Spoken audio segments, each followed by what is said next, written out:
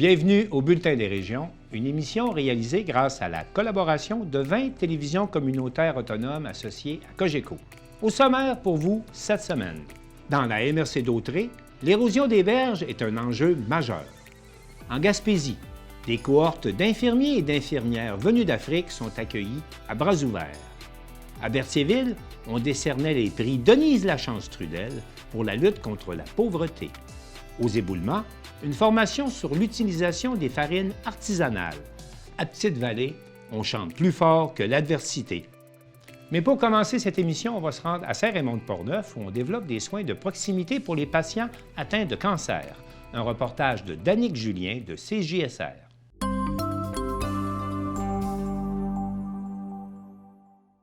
L'hôpital régional de Saint-Raymond-de-Portneuf a désormais un service d'oncologie offert aux citoyens combattant le cancer. Bonjour, ça va bien? Ça va bien. Il s'agit de la première étape du plan du CIUS de la capitale nationale visant à augmenter le nombre de services en santé dans la région de Portneuf. Au dire des intervenants ayant pris la parole ce lundi matin, ce service va permettre à ceux qui vivent des traitements contre le cancer d'avoir un service plus personnalisé en plus de les aider à éviter le long temps de déplacement qui sépare Portneuf à Québec. Voici d'ailleurs la docteure Guylaine Lauzon à ce propos. Les services à Québec sont excellents. C'est vraiment de la fine pointe. C'est gros, c'est intimidant par contre pour le patient. Des services de proximité d'abord pour le transport, c'est des patients vulnérables, c'est des gens fragilisés. Fait que déjà d'avoir moins de transport à faire, c'est plus simple pour la famille aussi. Puis, les traitements de proximité, c'est moins intimidant quand ils ont une petite équipe, on finit par les connaître. Donc, les patients sont plus à l'aise de poser leurs questions. Les familles sont plus à l'aise aussi de poser leurs questions. C'est des services pas de meilleure qualité, pas plus humains, parce qu'à Québec aussi, c'est humain, mais c'est vraiment plus personnalisé, je dirais. Afin que les patients puissent profiter d'un service exemplaire, beaucoup de membres du personnel doivent travailler dans le département d'oncologie. Guy Thibodeau, le PDG du CIUS de la capitale nationale, nous explique la composition des équipes. Ils ont accès à une équipe qu'on a mise en place qui comprend des pharmaciens de façon plus spécifique. Le noyau, là, c'est 2 pharmaciens, 3 infirmières, 3 médecins de famille. On a une infirmière pivot spécialisée en oncologie. Et évidemment, il y a plein de ressources qui gravitent autour de ces personnes-là, d'autres personnels à la pharmacie, des travailleurs sociaux, des agents administratifs qui vont s'assurer de compléter l'équipe. Donc, je le dis, il y a déjà 7 patients qui peuvent bénéficier de ce service-là et on estime là, que c'est environ 3000 traitements de chimiothérapie qu'on va pouvoir offrir annuellement. Cette annonce plaît d'ailleurs aux dirigeants de Portneuf qui se réjouissent de voir l'augmentation de l'offre de services en santé dans la région. Voici maintenant Bernard Gaudreau, le préfet de la MRC, ainsi que Vincent Caron, le député de Portneuf. M. Julien, c'est une excellente nouvelle qui nous a été annoncée ce matin par M. Thibodeau, président directeur général du CIUS, en compagnie de M. Caron. Vous savez, le service d'oncologie, évidemment, existait déjà et puis a quand même, évidemment, beaucoup d'usagers à la région de la capitale nationale. De l'avoir, évidemment, à Saint-Raymond, à l'hôpital régional, ça bonifie, que ça continue, en fait, l'implication du CIUS à établir des services de proximité. Alors, on salue cette superbe annonce ce matin et qui va permettre aux Portneuvoises et Portneuvois de pouvoir poursuivre et débuter des traitements de chimiothérapie, d'immunothérapie, ici même à l'hôpital régional de Saint-Raymond. Et M. Caron, vous, en tant que député de Portneuf, est-ce que vous êtes satisfait de ce qui est fait par le CIUS pour augmenter l'offre de services dans la région? Ben écoutez, on ne sera jamais pleinement satisfait parce qu'on a toujours besoin de plus de services. Ici, on a un équipement qui est régional. On veut optimiser encore ces services qui sont donnés parce que, on le sait, déjà d'être malade, c'est déplaisant. Donc si on peut obtenir des traitements ici, dans Portneuf, c'est toujours très apprécié. Donc on va continuer de se mobiliser, à la fois avec tous les maires, je vois M. Duplain qui est juste à côté de nous, avec le préfet, avec l'ensemble de la communauté, pour démontrer aux CIUS de la capitale nationale à quel point on n'est pas très loin de Québec, mais vous savez, quand on a un diagnostic de cancer, plus on est en capacité d'obtenir des services proches de chez nous, plus on se sent en sécurité, plus on se sent bien encadré. Donc on va poursuivre le travail tous ensemble parce que tout ça, c'est un travail d'équipe avec le comité santé, avec la fondation. Il faut que la population reste mobilisée, mais en tout cas, nous, les élus, le sommes absolument. Lors de la visite des médias dans le département d'oncologie, Jean-Pierre Quentin, un citoyen qui bénéficie des traitements, s'est dit satisfait de ne plus avoir à parcourir de nombreux kilomètres pour ceux-ci. Le voici maintenant. C'est une belle bâtisse, des équipements neufs, du monde serviable aussi. Les soins sont très bons aussi. Je ne tiens pas à la Québec pendant. Non. J'aime bien mieux ici, c'est plus pratique. Et les traitements sont bons. Afin de rendre ses services opérationnels, le CIUS de la capitale nationale a procédé au déménagement de la pharmacie de l'hôpital. On entend la pharmacienne Laurie Sylvain dès maintenant. Oui, effectivement, là, nous, la pharmacie était située initialement au sous-sol. Puis comme on devait ajouter on appelle ça comme une satellite d'oncologie, là, c'est là où toute la préparation des traitements se fait dans des conditions stériles, parce qu'on ne veut pas de micro-organismes là, qui contaminent les produits qu'on administre aux patients. Donc, tout a été déménagé au premier étage dans des tout nouveaux locaux. Il y a eu des ajouts récents aussi, là, comme une nouvelle emballeuse en sacheuse pour la médication. Donc, il y a plein de petites choses là, qui se sont greffées. Mais entre autres, là, surtout tout ce qui est le secteur stérile avec une salle de soutien, puis une hotte pour préparer dans des conditions, comme je le disais, là, stériles, tout ce qui est la médication d'oncologie. Chose certaine, la population confrontée au cancer dans Portneuf vivra les effets positifs de ce nouveau service. Lucie Côté, la responsable du relais pour la vie dans Portneuf, a d'ailleurs pris la parole pour parler au nom de ceux qui combattaient le cancer. Dans le fond, je suis ici pour parler au nom de la population touchée par le cancer.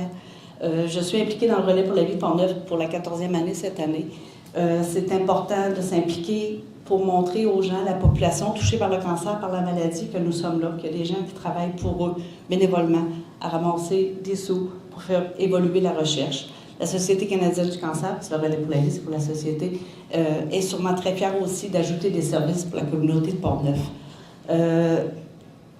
On représente les personnes touchées par la maladie et quand on vit ça, on a besoin d'une équipe soignante près de nous, avec nous. Ça fait toute la différence dans le cheminement qu'on vit avec la maladie, avec nos proches, avec qui est touché. Alors aujourd'hui, je veux dire un merci à tous les intervenants qui ont fait que l'aboutissement aujourd'hui d'annoncer un service dans Portneuf. Plus on offre de services, plus la population de Portneuf, la communauté de Portneuf va se sentir soutenue par des services, par des gens qui font du bénévolat pour eux, mais les services santé plus près d'eux, ça fait toute la différence. Il faut savoir que ce service est disponible pour la population, même si celle-ci est déjà en traitement. Les intervenants du CIUS souhaitent d'ailleurs que les patients de Portneuf choisissent l'hôpital régional de la région pour le service d'oncologie afin de valider son importance. C'était Danick Julien pour CJSR.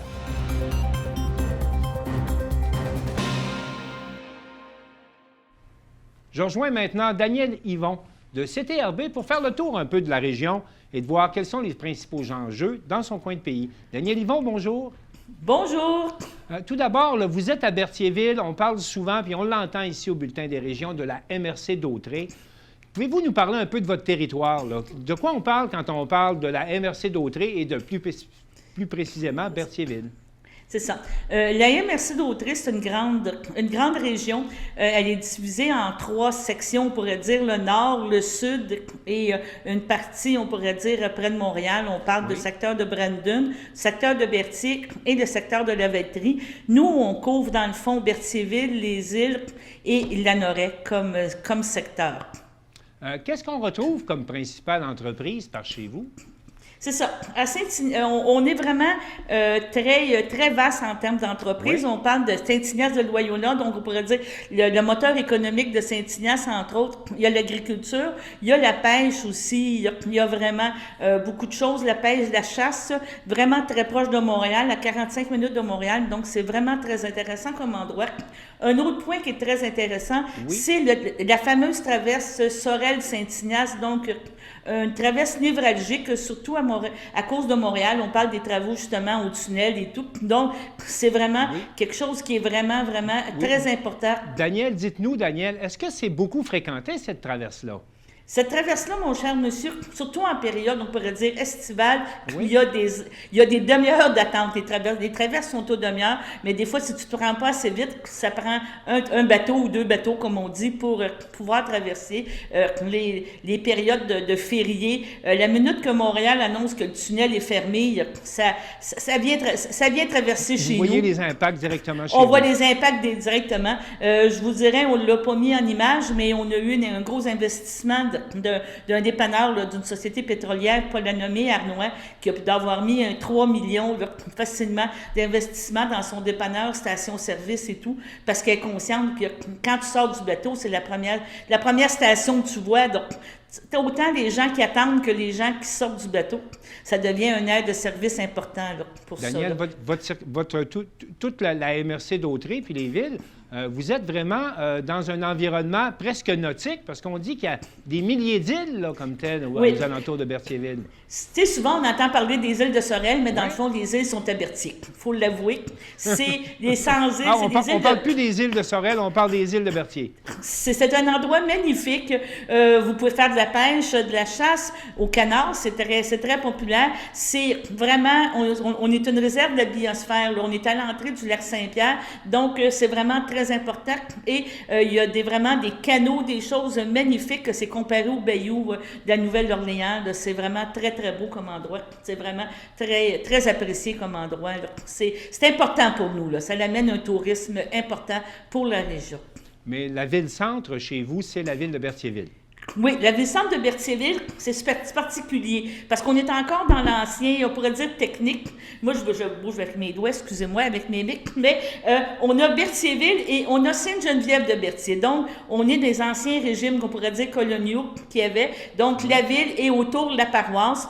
Et la particularité qu'on a aussi, c'est qu'on a un trou de beigne. On appelle ça le trou de beigne. C'est que l'église paroissiale, qui s'appelle Sainte-Geneviève de Berthier, elle est considérée comme dans la paroisse. Il y a même un petit coin d'un centre d'hébergement pour personnes âgées qui votent. La moitié vote à la paroisse, puis la moitié vote à la ville quand il y a des élections municipales, parce qu'ils sont considérés comme la paroisse et non comme la ville, là, comme personne. Là. Donc, c'est très particulier. Berthierville, c'est une ville patrimoniale. Là. Vous avez beaucoup de patrimoine bâti qui est de valeur, qui est historique chez vous. Là. Oui. Quand on parle sur la route de Berthier, c'est à Berthier. Là. C'est écrit. C'était fait. On a fêté le 350e anniversaire l'an dernier. On a vraiment des édifices patrimoniaux. Il y a vraiment l'église est patrimoniale. On a aussi la première chapelle anglicane qui s'appelle la chapelle des Cuthberts. Donc, puis on a une rue vraiment sur le bord de l'eau que c'est vraiment toutes des bâtisses qui sont quand même reconnues. Là. Même on pourrait rajouter, on a les fameuses moniales dominicaines là, qui ont créé beaucoup de controverses là, il y a quelques années à cause d'un promoteur qui avait eu l'autorisation de jeter à terre cette bâtisse-là. Oui. Et là, ça a été renversé là, au niveau des appels en cours présentement. On est rendu où dans ce dossier-là, justement? Est-ce que le bâtiment est sauvé? Bien, le bâtiment n'est pas nécessairement sauvé, mais le promoteur a perdu en cours d'appel. Le gouvernement, les cours ont dit « tu n'avais pas d'affaires à acheter, là, ça aurait dû être mieux préservé ». Ils ont eu à payer présentement 1 million en frais juste pour maintenir la bâtisse en état. Et c'est encore barricadé. On attend qu'est-ce qui va se passer. Là. Daniel, pour terminer le tour là, de votre région, c'est quoi les principales industries qui permettent justement d'avoir une vitalité économique, notamment à Berthierville?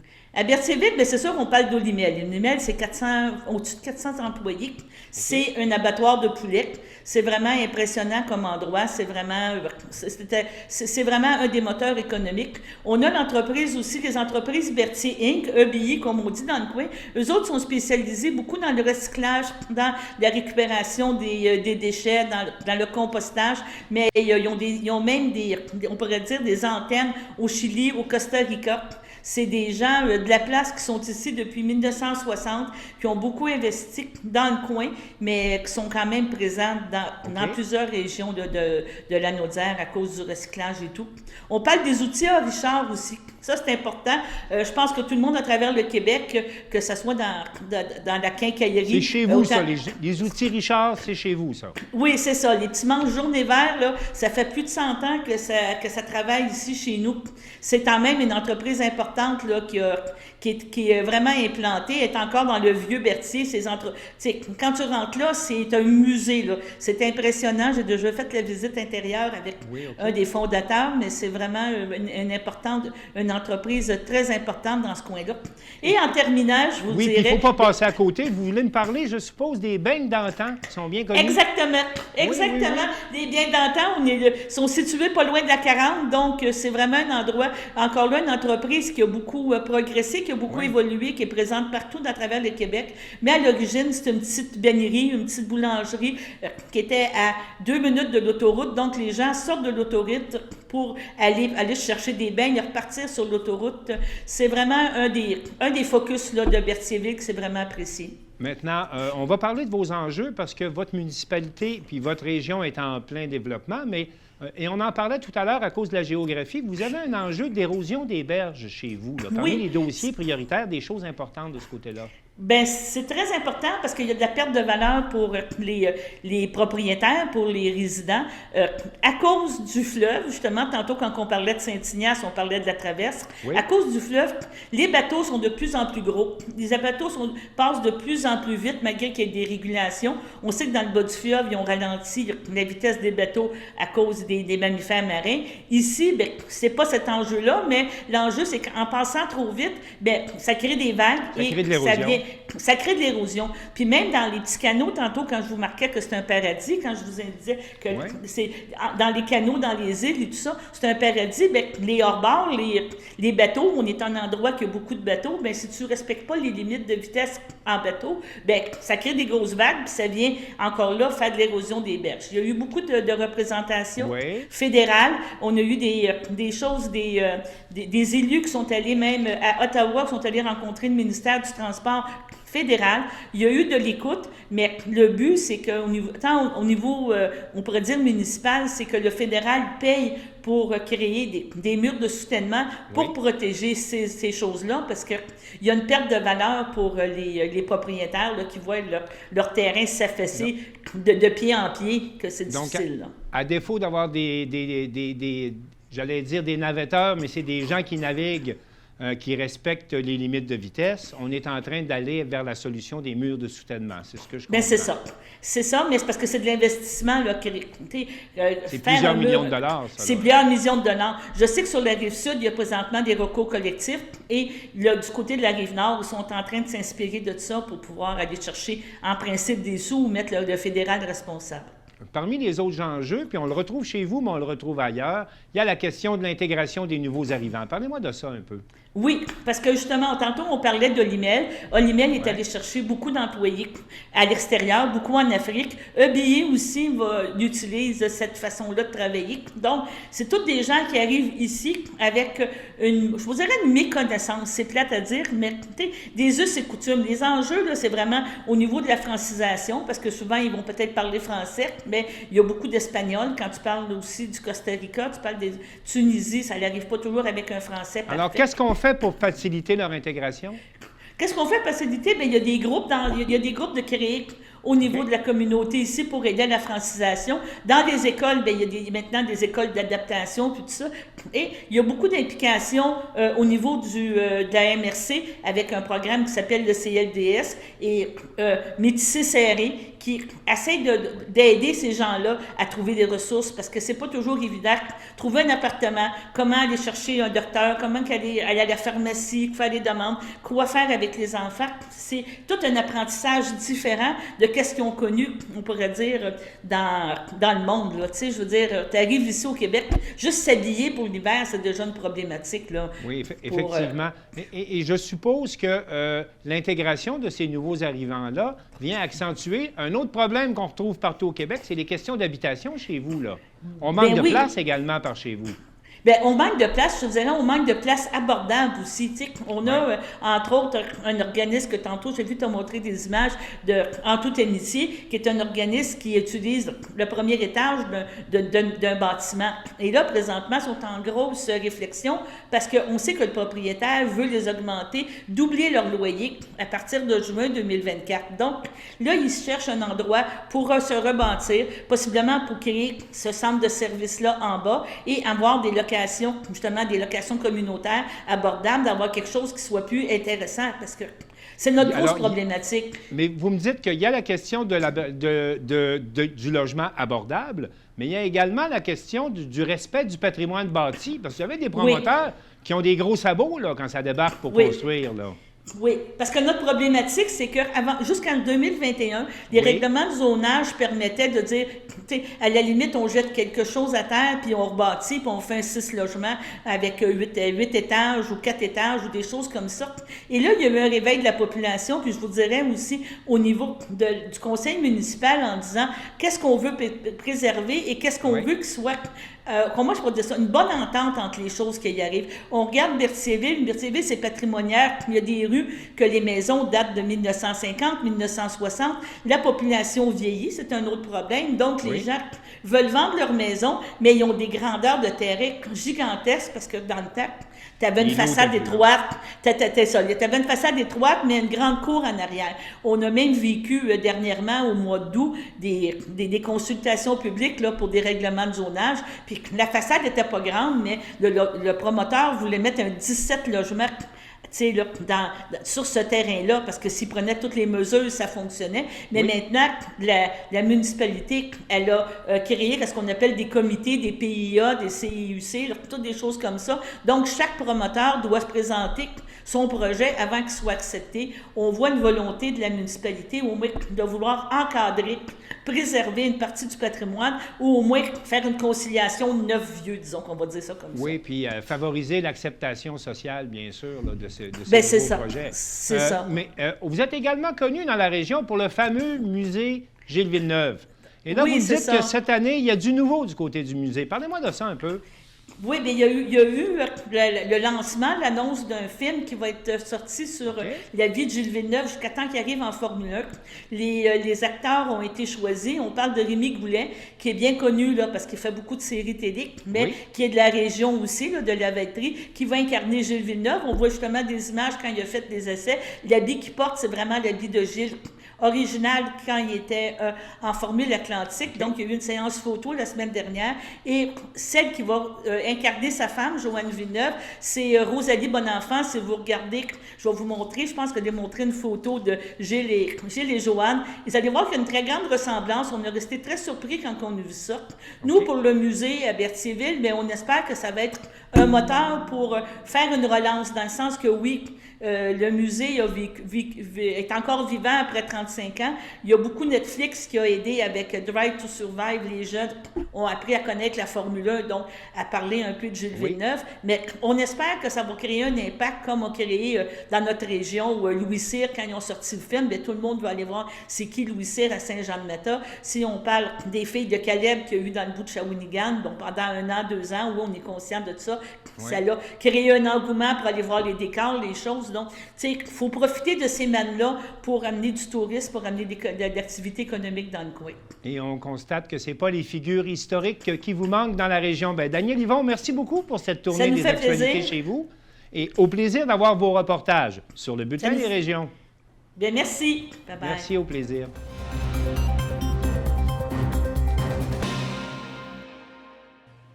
Thierry Haroun de la télévision du Rocher-Percé nous indique que de nouvelles cohortes d'infirmiers et d'infirmières venus d'Afrique débarquent en Gaspésie pour venir prêter main forte au personnel du réseau de la santé.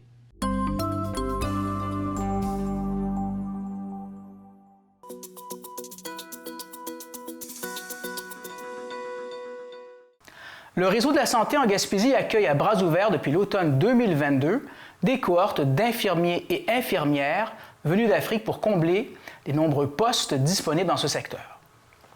La toute dernière cohorte de 39 personnes en provenance de la Côte d'Ivoire et du Congo est arrivée le 22 octobre en Gaspésie. Ainsi, la semaine du 23 octobre est une semaine consacrée à leur intégration avec, à la clé, des rencontres avec le CI3S, entre autres. Ces candidats s'installent donc dans la région avec leur famille et sont répartis à travers la péninsule, soit 10 en Haute-Gaspésie, 10 dans la côte de Gaspé, 10 dans Rocher-Percé et 9 dans la baie des Chaleurs. Chaque personne va profiter d'une mise à niveau sur le plan de la formation en soins infirmiers qui dure de 9 à 12 mois selon le cas, précise André Vézina, directeur des ressources humaines au CI3S de la Gaspésie. Par ailleurs, le CIS nous a fait parvenir des chiffres selon lesquels il y a actuellement plus de 400 postes disponibles au sein de l'organisme dans une soixantaine de corps de métier. Bonne écoute. Bonjour, Monsieur Vézina. Bonjour, bonjour.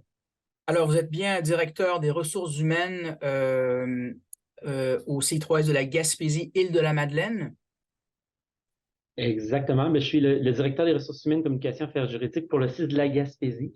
Le CIS des Îles-de-la-Madeleine couvre le territoire des Îles-de-la-Madeleine. C'est vrai, vous avez raison. Donc, c'est bien de le préciser, des choses qu'on oublie parfois. En effet, vous, c'est de la Gaspésie. Donc, allons-y ainsi. Mon erreur. Donc, allons-y, M. Vézina, dites-moi, de manière concrète, il y a un communiqué que vous avez émis il y a pas très longtemps de la création d'une banque de logement dans le cadre de l'arrivée d'infirmières diplômées hors Canada. Alors, où est-ce qu'on en est dans la réception pour recevoir ces nouvelles infirmières et infirmiers, je suppose? Où est-ce qu'on en est présentement, en fait? Effectivement, on parle d'infirmiers et infirmières qui proviennent de la Côte d'Ivoire et du Congo, qui vont arriver, là, on prévoit qu'ils arrivent en Gaspésie là, le 22 octobre, donc très, très, très prochainement. Le 13 septembre, on a effectivement transmis une communication, un appel à la population pour avoir de la collaboration par rapport, entre autres, à de l'hébergement. On sait que c'est un enjeu. Et puis, présentement, ça va bien. Les gens qui vont arriver, il y a 39 personnes qui vont arriver là, dans les prochains jours, qui ont trouvé des logements là, pour eux et leurs familles. Donc, tout se déroule bien.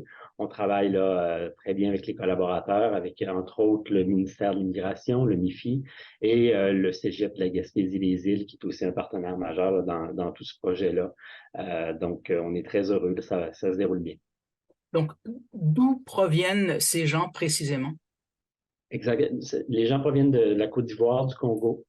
Donc, c'est les pays qui ont été ciblés pour la deuxième cohorte. Si on se souvient, lors de la première cohorte, les gens provenaient d'Algérie, Tunisie, Maroc et Cameroun. Donc, c'est Recrutement Santé Québec, là, qui est au ministère de la Santé, qui travaille ce dossier-là avec nous. Donc, les lieux de provenance sont déterminés là, en collaboration avec eux. C'est pas nécessairement un choix du CIS de la Gaspésie, là, donc c'est en fonction des candidatures. Donc, il y a des regroupements qui sont faits. Puis, les gens nous sont référés par Recrutement Santé Québec. Donc, 39 personnes là, qui vont venir de Côte d'Ivoire et du Congo à partir du 22. À partir du 22 octobre. Donc, dans les prochains jours, les gens arrivent. La semaine du 23 octobre est une semaine d'intégration, je dirais, où il y aura des rencontres avec le CIS de la Gaspésie. Nous, on devient l'employeur de ces gens-là. Les gens vont œuvrer à titre de préposés aux bénéficiaires le temps de leurs études. Donc, il y aura des rencontres aussi d'organiser avec les SANA, les organismes d'accueil dans le milieu. Il y a des rencontres aussi d'organiser avec le Cégep, bien évidemment, qui accueille les nouveaux étudiants. Parce que, chaque personne qui arrive va bénéficier d'une formation de mise à niveau. C'est tous des infirmiers, infirmières dans leur pays d'origine, mais il y a quand même une formation de mise à niveau qui est requise, qui dure autour de 12 mois. Là. Donc, entre 9 et 12 mois en fonction du profil puis du bagage. Donc, pour la prochaine année, ces personnes-là vont être principalement, la priorité, c'est au niveau de l'éducation, puis ils vont je dirais, joindre l'utile à l'agréable, ils vont s'intégrer dans le milieu de travail, ils vont pouvoir là, s'approprier nos fonctionnements, mais tout en ayant leur formation de mise à niveau avec le Cégep de la Gaspésie-les-Îles. Puis suite à la formation, là, c'est le processus normal pour toute personne qui étudie en soins infirmiers. Donc, il y a une période où la personne est candidate à l'exercice de la profession infirmière, donc CEPI dans notre jargon là, chez nous, en attendant de passer l'examen de l'ordre des infirmiers et infirmières. Donc, c'est ce qui s'annonce là, pour ces candidats-là pour la prochaine année et demie, là, si on compte les délais pour l'examen de l'ordre. Très bien. Donc, c'est 39 personnes en provenance donc d'Afrique. Ils vont arriver, il faut les loger. Est-ce que vous avez trouvé, est-ce que ça a été un défi de les loger ou ça demeure encore quelque chose qui n'est pas tout à fait réglé? Où est-ce qu'on en est de ce côté-là? La beauté de ce programme-là, c'est que les gens viennent s'établir en Gaspésie. Donc, les gens viennent s'établir. Donc, ils ne sont pas hébergés par le CIS de la Gaspésie. D'accord. Donc, les gens sont dans une démarche, là, ont eu à se trouver un logement. Idéalement, je dirais, si jamais il y a des gens qui n'avaient pas trouvé, ben là, c'est sûr qu'on est là pour supporter avec le MIFI. Puis, on a entendu de modulaire dernièrement là, pour le site de la Gaspésie. Puis ça fait partie des solutions transitoires qui peuvent être mises en place. Mais présentement, pour la cohorte, bonne nouvelle, les gens ont tous trouvé. Donc, les 39 candidats ont trouvé logement dans les différents réseaux locaux de services. Les gens sont répartis sur l'ensemble de la Gaspésie. Donc, 10 en Haute-Gaspésie, 10 dans le Côte de Gaspé, 10 dans Rocher-Percé. Et le secteur de la Baie des Chaleurs, il y a 9 candidats qui sont là. C'est une répartition qui a été faite là, en collaboration avec les partenaires. Donc, puis tout le monde a trouvé. C'est sûr que on a appris de la première cohorte. Là, on a travaillé de façon vraiment conjointe avec le MIFI. Il y a des ressources qui ont été dédiées à cette dynamique-là de trouver du logement, l'accueil, le transport aussi du pays d'origine. Chez nous aussi, de la Gaspésie, il y a une personne qui est embauchée pour le recrutement international. Bon, là, on a le programme IDHC qu'on appelle infirmière diplômée hors Canada, mais on recrute à l'international dans différents types d'emplois. Donc, il y a une personne chez nous qui est dédiée au recrutement international. Donc, ça aussi, ça a contribué là, au succès et à la préparation de la deuxième cohorte. Très bien. Donc, ils sont répartis sur le territoire, c'est très clair. Est-ce que une fois ils seront en poste, disons, après leur formation qui dure plusieurs mois, de 9 à 12 mois, vous disiez à peu près, est-ce qu'on sait où est-ce qu'ils seront, dans quel établissement ils seront affectés pour travailler? Est-ce que c'est déjà déterminé? Nos besoins sont grands partout.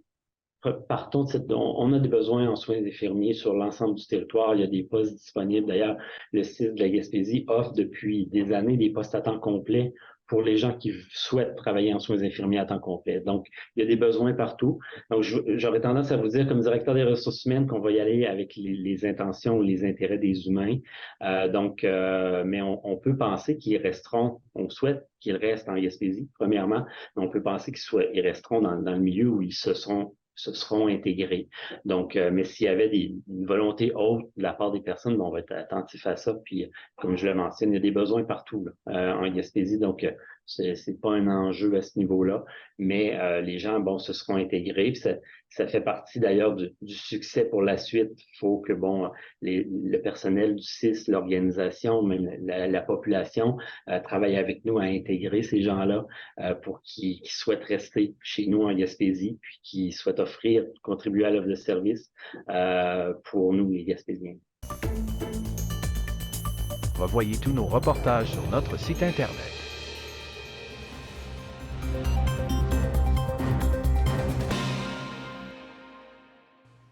On connaît maintenant les récipiendaires des prix Denise Lachance Trudel, qui récompense les efforts de ceux qui luttent contre la pauvreté dans la MRC d'Autrey.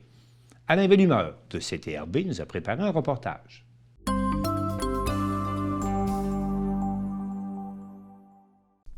Les organismes membres de la table Alliance Dignité ont annoncé les lauréats des prix Lachance Trudel pour 2023.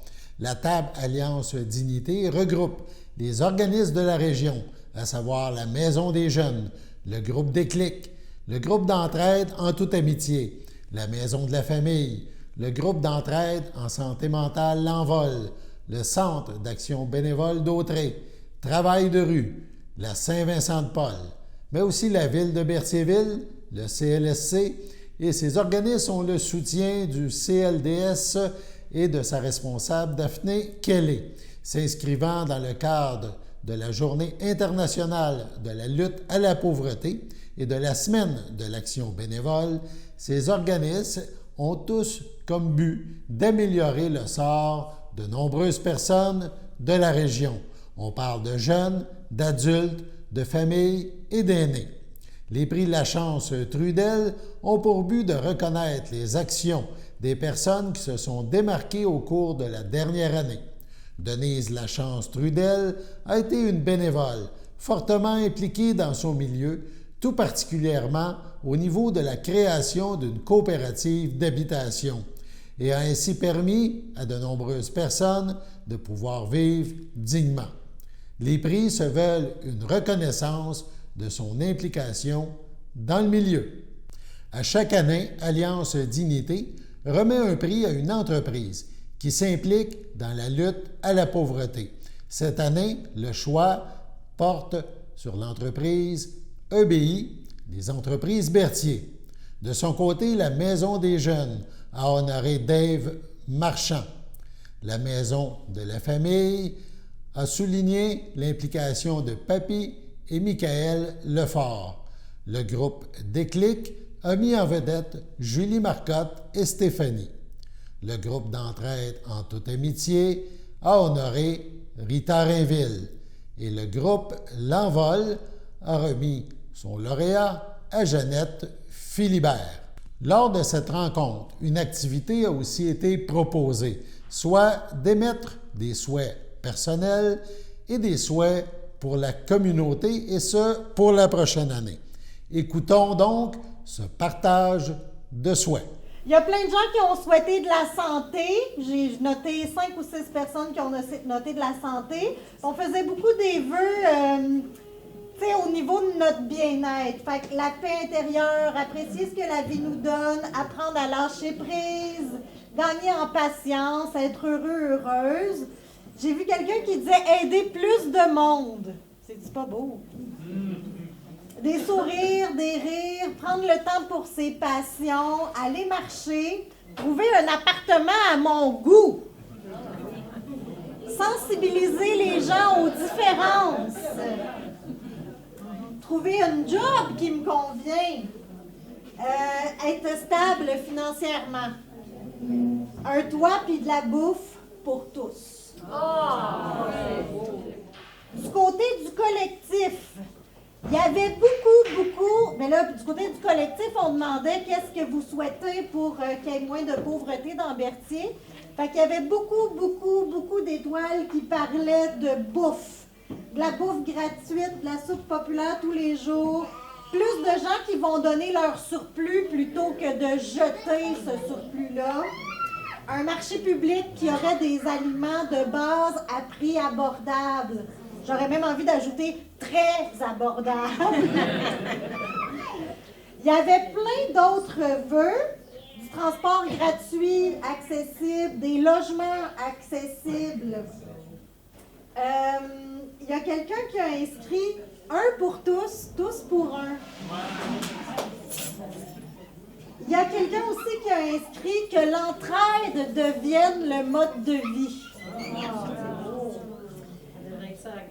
Pas juste à Berthier. Oui, on a rêvé de soirées financement, bénéfices. On a rêvé d'un jumelage, donc que les gens qui sont riches soient jumelés à des gens qui le sont moins, pour qu'il y ait aussi des dons, puis du partage, puis de l'entraide à l'année longue. Et là, je ne les ai pas tous notés, mais je terminerai avec un petit dernier qui disait seulement « Et si on écoutait? » Trois petits points.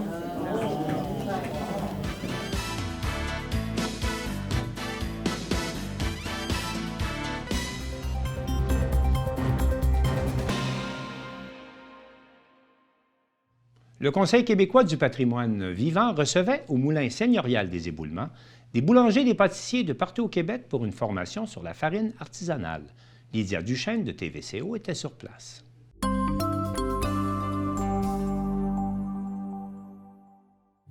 Réunis dans le Moulin banal des Éboulements, c'est une petite cohorte, pour la plupart boulangers, pâtissiers ou apprentis meuniers, qui ont participé à cette première édition de la formation sur l'utilisation des farines artisanales. On a juste des passionnés, dans le fond, qui ont commencé à faire du pain, puis que là, ils se demandent s'ils peuvent utiliser la farine artisanale, quel type de farine est-ce qu'ils peuvent utiliser pour faire ce qu'ils veulent faire, eux, à la maison. Puis on a aussi un assistant meunier qui vient en apprendre davantage sur la relation qu'il peut établir avec sa boulangerie, puis comment comment aider ses clients. On a une dame aussi qui travaille dans une boutique, qui veut savoir comment aider ses clients qui viennent acheter les farines et comment bien les diriger. Offerte sur une journée seulement, la formation mise sur pied par le Conseil québécois du patrimoine vivant vise à outiller les professionnels du milieu alimentaire pour valoriser l'utilisation de ces farines. En ce moment, ils sont en train de faire la visite du moulin seigneurial des Éboulements avec le meunier Jean-Guy qui est sur place. Donc le meunier, on a fait le tour du moulin ensemble, il nous explique comment fonctionne, les différents mécanismes, comment est-ce qu'il produit la farine ici à l'intérieur, toujours avec la force de l'eau, avec la grande roue. La préservation du patrimoine immatériel passe avant tout par la transmission des savoirs. Cette formation fait donc suite à celle des apprentis meuniers qui s'est tenue en début d'année. Nous, l'idée, c'est de développer ce secteur-là. Avec la formation, on a formé des apprentis meuniers. Donc, cette formation-là s'est terminée au mois d'avril. Mais là, c'était de voir qu'est-ce qu'on peut faire de plus pour continuer à développer l'affaire. Les formateurs Guy Bessette, président de l'Association des moulins, Martin Trudel, meunier au Moulin Légaré, et Marc Simonet, enseignant en boulangerie, se donnent le relais à travers la journée pour aborder toutes les facettes du sujet. Ensuite de ça, moi, je vais parler de la réalité d'un meunier. En tant que meunier moi-même, c'est quoi être meunier artisan dans un vieux moulin au 21e siècle? C'est quoi les défis qu'on rencontre lorsqu'on fait affaire avec des boulangers? Puis qu'est-ce que le boulanger peut apporter au meunier? Qu'est-ce que le meunier peut apporter aussi au boulanger? Donc la relation qui peut s'établir ensemble. Marc, le formateur, a vraiment apporté plusieurs exemples pour qu'il puisse toucher, pour qu'il puisse expérimenter, pour qu'il puisse vraiment l'essayer. Parce que il faut dire qu'il ne faut pas s'ajuster. Avec ses étudiants, il a vraiment vu, OK, on va travailler différemment. Mais le goût est vraiment là. Puis en plus, c'est ça vient directement d'ici. À notre époque où le développement durable est mis de l'avant, les savoir-faire ancestraux impliquant des relations de proximité entre les producteurs et les transformateurs, ainsi qu'une consommation locale, regagnent en popularité.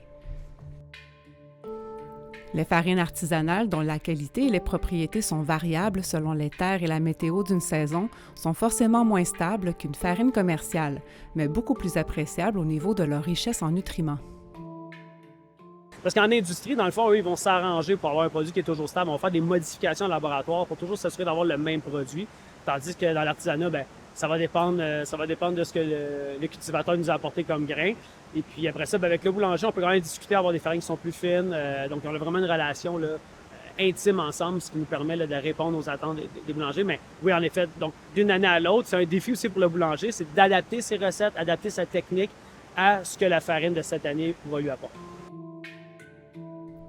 Les Charlevoisiens ont la chance d'avoir dans leur région 3 moulins artisanaux en activité, à Baie-Saint-Paul, l'Île aux Coudres et aux Éboulements, dont les farines se retrouvent un peu partout, même dans les grandes surfaces.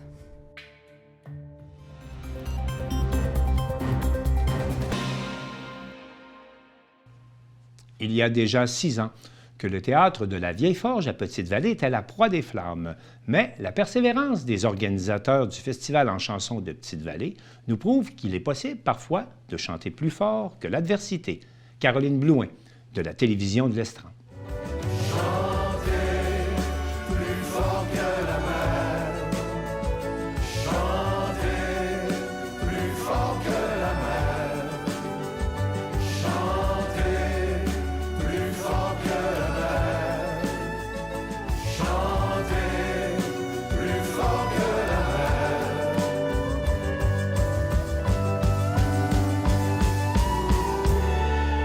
Aujourd'hui, on est au jour 2, finalement, du chantier de construction du nouveau théâtre de la Vieille Forge. Présentement, il y a des sous-traitants qui sont là pour creuser ce qui sera les fondations du théâtre. Donc, au cours des prochains jours, prochaines semaines, on s'attaque vraiment aux fondations, au coffrage ensuite, au béton également pour ces fondations-là. Et d'ici peut-être un mois et demi, il y aura une structure en fait qui sera déjà érigée sur le site. C'est un entrepreneur général de Rimouski qui a obtenu le contrat de construction du théâtre de la Vieille Forge. C'est Construction Albert de Rimouski. Par contre, cet entrepreneur-là va faire appel à des sous-traitants qui proviennent d'un peu partout dans l'Est du Québec pour mener à bien le chantier de construction du théâtre de la Vieille-Forge. Donc, pour creuser, on a une entreprise qui nous vient de Gaspé, je crois L'Anse-à-Valo même. Et ensuite, il y aura des électriciens de la Gaspésie. La plomberie sera également effectuée en Gaspésie. Plusieurs corps de métier dont les employés ou dont les entreprises sont gaspésiennes seront appelés à travailler sur le site du théâtre de la Vieille-Forge. Donc, cet argent-là qui est investi aussi pour le théâtre va aussi rester en Gaspésie. C'est important de le mentionner. Est-ce que les travaux vont se poursuivre tout au long de l'hiver aussi? Oui, les travaux vont se poursuivre tout l'hiver, effectivement. Donc, l'entrepreneur nous a assuré qu'il était capable de travailler durant tout l'hiver. Une fois la structure montée, ils vont s'affairer à fermer la structure, puis ils vont ensuite travailler à l'intérieur. Donc, ça devrait quand même aller assez rapidement, là. Est-ce que vous pensez que l'été prochain, il y aura déjà... les gens vont pouvoir les travailleurs vont déjà pouvoir travailler de l'intérieur? Oui, absolument. Au printemps, on fait le travail sur concentrer à l'intérieur du théâtre de la Vieille-Forge, construire la salle, le côté bar également, les bureaux, les studios et tout ça. Et ensuite, après ça, dans les mois qui vont suivre, ce sera la finition complète du bâtiment. Selon les échéanciers actuels, les discussions qu'on a avec le gestionnaire de projet, l'entrepreneur, on estime qu'à l'été 2025, le festival pourrait avoir lieu dans le nouveau théâtre. Donc, d'ici là, beaucoup de travail évidemment à faire. On aura sans doute quelques semaines, quelques mois pour apprivoiser le théâtre également avant de faire le festival 2025. Mais 2025, c'est la bonne année. Donc, il faut s'attendre qu'à l'été prochain, le festival aura lieu encore dans le chapiteau. Donc, l'été prochain, le chapiteau et le site de construction du théâtre de la Vieille-Forge vont cohabiter pour une dernière année. Par la suite, le chapiteau sera relocalisé à un endroit qui sera déterminé au cours des prochains mois. Donc, l'été prochain, le festival aura lieu du 25 juillet au 3 août. Pendant les vacances de la construction, il y aura une pause du chantier pendant ce temps-là. Ce sera plus facile de concilier les activités. On est en train de travailler sur des plans qui vont nous permettre d'amener les festivaliers plus facilement en bas de la côte, là, finalement. Donc, stationnement incitatif, un service de navette aussi, parce que ce sera difficile de se stationner à la longue pointe durant l'été, là, compte tenu qu'il y a un bâtiment qui va exister là et que le chapiteau est là. Donc, peu de possibilités de stationnement, mais on aura plein de belles solutions là, qui seront là. Pensez-vous que l'inauguration va se passer durant le temps du festival ou un peu avant? Probablement durant le temps du festival en 2025 pour ce qui est de l'inauguration, oui. D'accord. Puis le chapiteau, vous n'avez aucune idée jusqu'à date à quoi il pourrait servir plus tard? Pour la relocalisation ou ce qui est d'utilité du chapiteau pour la suite, il y a un comité qui est formé au village en chanson pour évaluer le tout, pour discuter également avec la municipalité ou les municipalités aux alentours, puisqu'on veut que le chapiteau soit installé dans les environs pour servir de salle durant le festival en chanson. On se rappelle que durant le festival, on loue toujours un grand chapiteau qui peut accueillir jusqu'à 1000-1500 personnes. On a quand même besoin d'une salle comme celle-là durant le festival en chanson. Donc, comme le chapiteau, on l'a acheté, on va l'installer sur un site pour pouvoir l'utiliser pour les prochaines années également. Vous prévoyez faire une conférence de presse prochainement? Exactement. On va faire une conférence de presse sur le chantier au cours du mois de novembre pour faire la pelletée de terre officielle avec les partenaires qui rendent possible ce projet-là. Donc, on peut penser aux commanditaires, mais également au gouvernement qui nous appuie là-dedans. Puis un petit mot peut-être aussi sur le financement d'un projet comme celui-là. C'est beaucoup de millions qui sont investis en Gaspésie, mais je pense que la Gaspésie mérite aussi. Hein? Il y a encore les croyances qui font en sorte qu'on est peut-être né pour un petit pain en Gaspésie, mais évidemment, je suis un travailleur culturel qui est un jeune qui a décidé de rester en Gaspésie. C'est à cause de ça. Sinon, ça ferait longtemps que je serais parti. Donc, les millions qu'on a investis en Gaspésie, s'ils n'étaient pas investis ici, ils seraient probablement investis ailleurs au Québec. Donc, je pense qu'on peut s'approprier collectivement un projet comme celui-là pour le futur de notre région aussi, puis de nos milieux.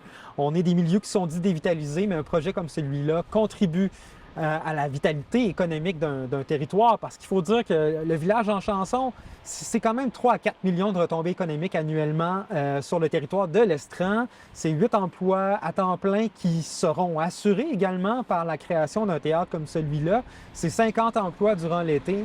Donc, il ne faut pas minimiser l'impact économique également que peut avoir la construction pour la pérennité d'un projet finalement, qui oui est culturel, mais la culture mérite également du financement comme tous les autres secteurs de l'économie. Et c'est ce à quoi les gouvernements également. Les gouvernements ont de l'argent pour appuyer différents projets dans différents postes budgétaires. La culture, c'est un de celui-là.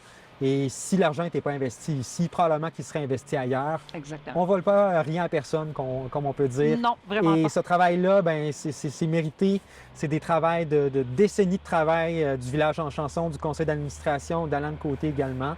Puis un appel à tous pour se joindre collectivement autour de ce beau projet-là. Et on le voit ici durant l'été, comment ça rassemble plein de gens qui viennent de partout et qui de plus en plus connaissent le Festival en chanson de Petite-Vallée. Donc oui, il faut y croire, puis il faut continuer d'aller de l'avant. C'est la seule solution, hein, parce que si on ne va pas de l'avant avec ces projets-là, je ne suis pas persuadé que les gens vont nécessairement vouloir vivre ici, revenir vivre ici. Moi, personnellement, sans projet comme celui-là, c'est sûr que ma vie n'est pas en Gaspésie.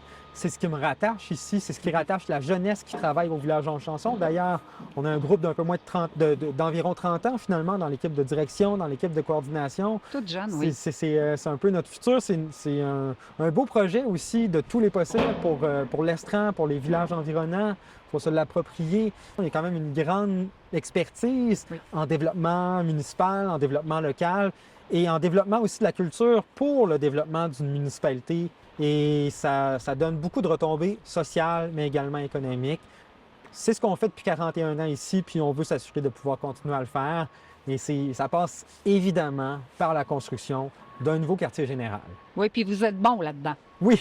Vous êtes très bon là-dedans. Des experts avec ces années d'expérience. Ouais. On parle d'une quarantaine d'années. Exactement, donc voilà. Voilà. Bien, bonne chance pour la suite. Merci.